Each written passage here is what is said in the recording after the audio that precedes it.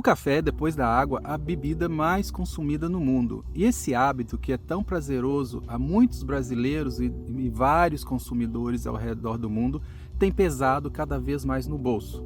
E muitos se perguntam por quê. Na verdade, é uma combinação entre oferta e demanda. Existe uma demanda crescente, de um consumo crescente de café.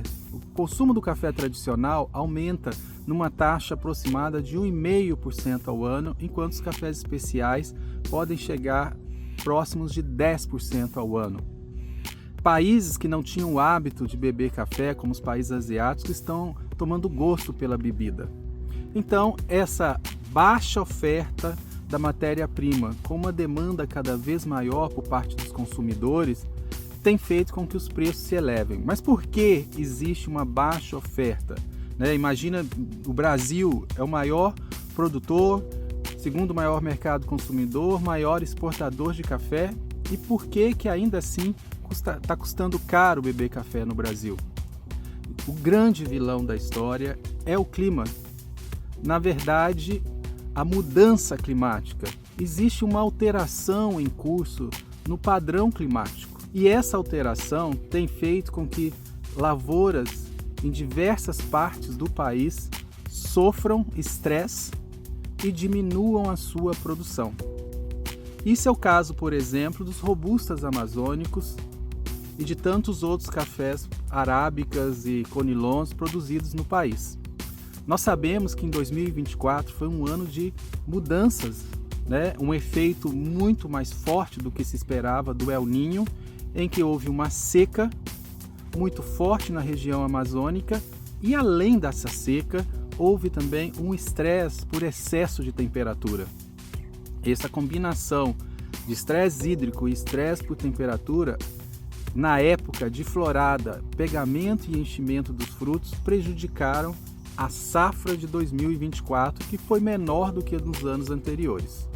Agora já está meio que normalizado o regime hídrico desde outubro. Não veio exatamente como a expectativa, mas a chuva tem sido suficiente para renovar as lavouras e pode ser visto por todos os cantos que as lavouras estão bonitas, enfolhadas, bem cuidadas e nutridas. Entretanto, a quantidade de frutos que se tinha expectativa não está correspondendo.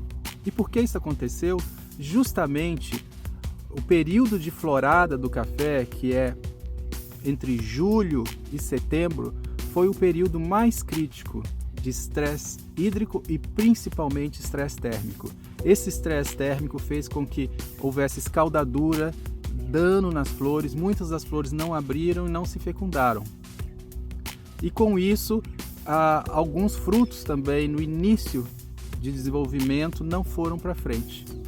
Então, nós temos uma expectativa, segundo a Conab, no Brasil como um todo, já é um ano de bienalidade negativa, principalmente para o arábica, já é um ano de expectativa de baixa produção, em que a expectativa é de 51,8 milhões de sacas.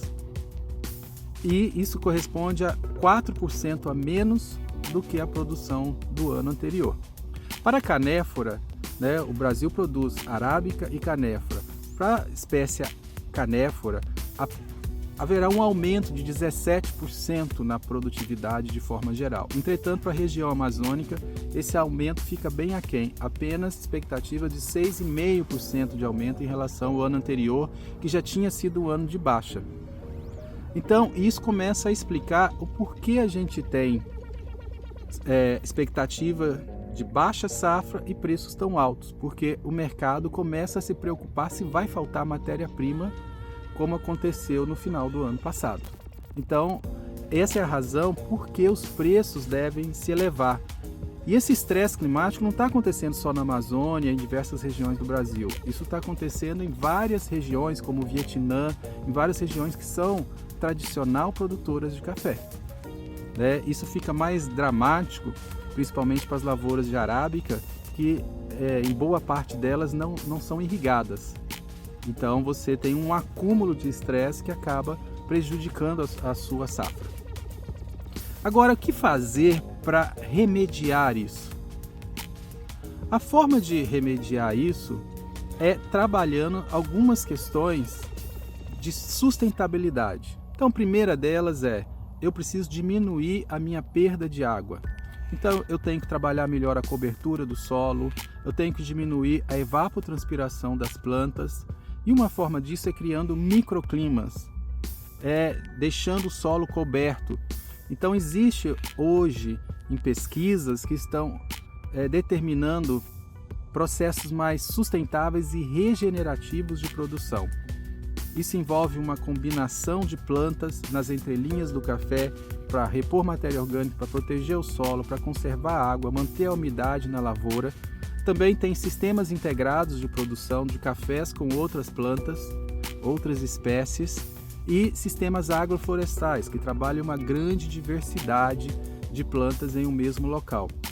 Esses sistemas integrados, arborizados e agroflorestais, eles permitem que se crie uma proteção climática no ambiente de produção.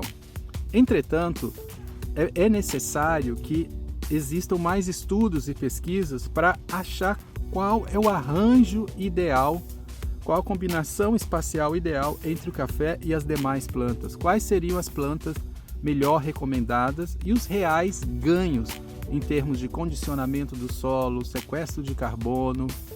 Então, tudo isso são práticas que precisam ser melhor definidas e estudadas.